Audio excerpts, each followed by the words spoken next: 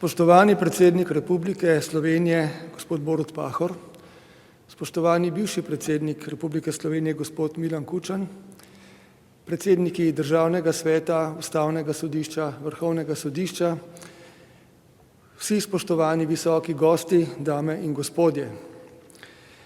Te dni, ko praznujemo 30. obletnico sprejema Ustave Republike Slovenije in se ob tem spominjamo tudi plebiscita za samostojno Slovenijo ter naše državne osamosvojitve, Slovenija zaključuje že svoje drugo predsedovanje Svetu Evropske unije.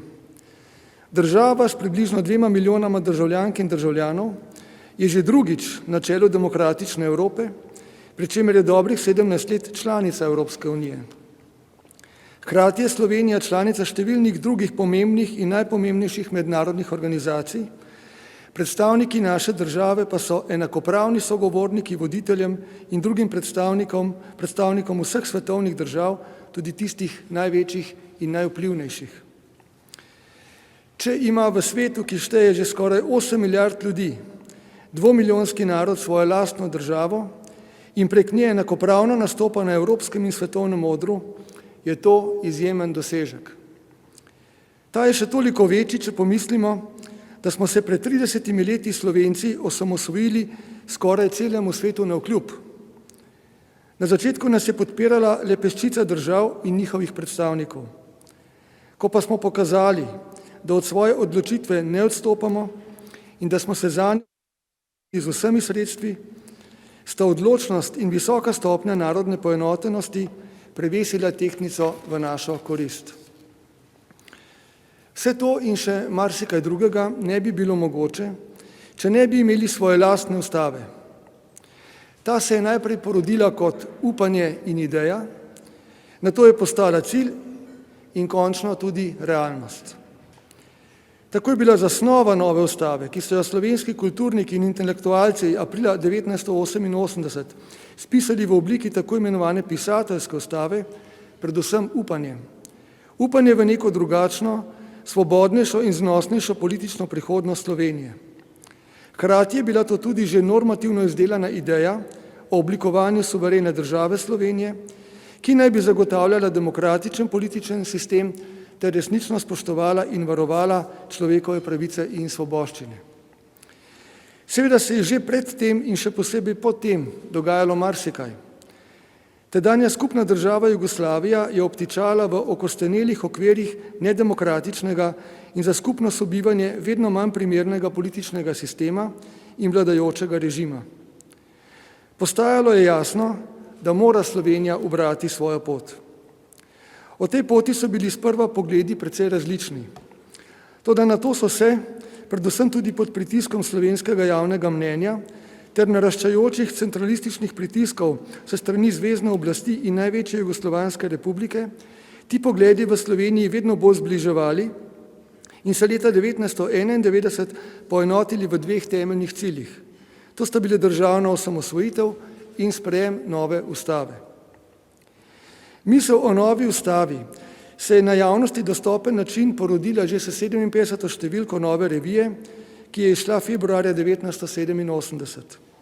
Decembra 1989 je bila se strani slovenskega predsedstva imenovana skupina za pripravo izhodišč za novo ustavo.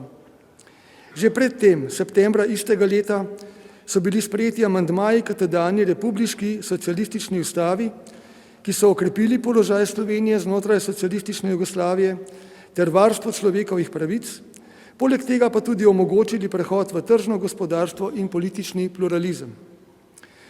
Aprila 1990 je tako imenovani Zbor za ustavo sprejel neformalni delovni osnutek nove ustave, nekoliko netočno poimenovan Demosova ustava, ki je na temelju pisateljske ustave politiki in javnosti v bolj izdelani obliki ponudil osnutek možnega besedila nove slovenske ustave. Po prvih demokratičnih volitvah aprila 1990 se je konstituirala demokratično izvoljena Skupščina Republike Slovenije, ki je junija 1990 ustanovila svojo ustavno komisijo in ji kot prednostno nalogo naložila pripravo predloga nove slovenske ustave. Konec avgusta 1990 je tako imenovana podvinska skupina pod vodstvom dr. Petra Jambreka za skupščino pripravila predlog osnutka nove ustave, Ustavna komisija pa je na njegovi podlagi določila uradno besedilo ustavnega osnutka in ga dala v javno obravnavo oziroma razpravo.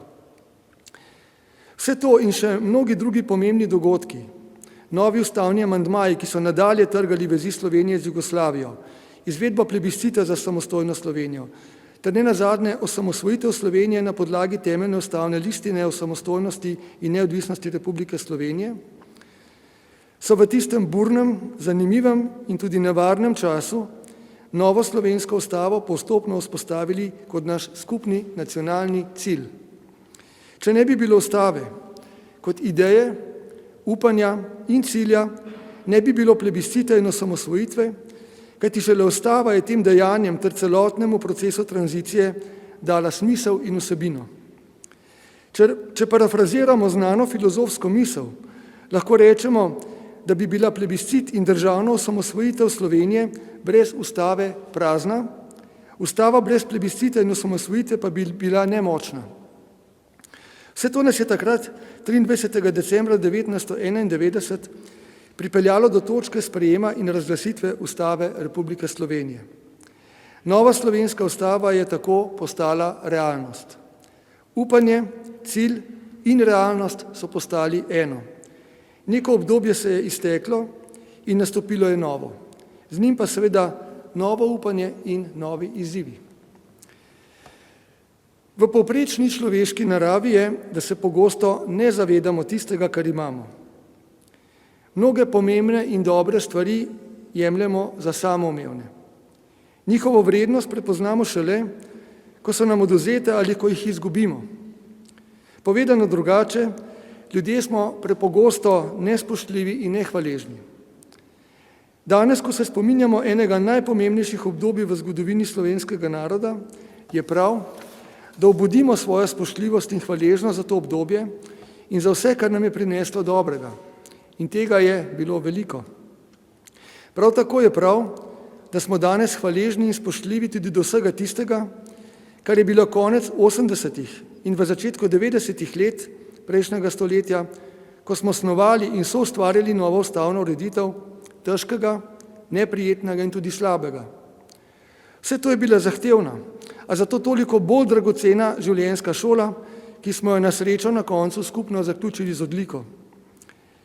To nam zagotovo ne bi uspelo, če ne bi v letih 1990 in 1991 politika pri oblikovanju ustave ves čas konstruktivno sodelovala s stroko ter omogočala široko javno razpravo, ki je ljudi utrjevala v prepričanju, da sta osamosvojitev in sprejem nove ustave resnično naša skupna nacionalna projekta in ne le populistična manevra odtujenih političnih elit. Prav tako nam vse to ne bi uspelo, če ne bi glavni politični akterji v teh najbolj ključnih trenutkih naše zgodovine našli dovolj zdrave pameti, potrpljenja in modrosti, da se medsebojno zedinijo ali najdejo ustrezne kompromisne rešitve, ki so omogočile sprejem ustave. Iz tistega časa ostajajo v spominu tudi različne anekdote. Ena najbolj znanih je verjetno že iz časa pisanja podvinske ustave, ko je naša strokovna skupina po celodnevnem dopoldanskem delu zaključila pisanje nekega ustavnega poglavja, nato pa je, tik pred odhodom na kosilo, eden od članov skupine po nesreči zadel električni kabel in prekinil napajanje računalnika. Ker zapisničarka besedila ni sproti shranjevala, smo praktično v trenutku izgubili celo poglavje, ki smo ga napisali s precejšnjim naporom. Čeprav je to poglavje kasneje skupina napisala še enkrat, smo se vsi zavedali, da gre le za približek prvotnemu besedilu. Osebno se mi je v spomin iz tistega obdobja najbolj vtisnil dogodek, katerega glavni akter je bil dr. France Bučar, predsednik takratne skupščine in ustavne komisije. Le nekaj tednov pred sprejemom dokončnega predloga ustave je bila zjutraj sklicana seja ustavne komisije, na katero so dr. Bučar in nekaj članov prišli točno, večina pa jih je zamujala več kot 15 minut. Predsednik Bučar se je na svoj prepoznaven način razjezil, dejal, da to ni noben odnos do ustave, ter zapustil sejno dvorano in odšel v svojo pisarno. Kmalu zatem, ko se je že zbrala celotna ustavna komisija in je bilo v zraku čutiti slabo vest in nelagodje, sta članica in član komisije odšla k njemu v pisarno in ga neuspešno prepričevala, da naj se vrne v sejno dvorano in s komisijo izpelje to pomembno sejo. Ko sem k njemu kot njegov sekretar odšel še sam in ga poskušal prepričati v nujnost izpeljave te seje, mi je dejal: zapomnite si, mladi gospod, nobene stvari v življenju človek ne sme imeti tako rad, da se ji ne bi mogel zaradi pomembnega razloga tudi odreči. Seje tisti dan ni bilo.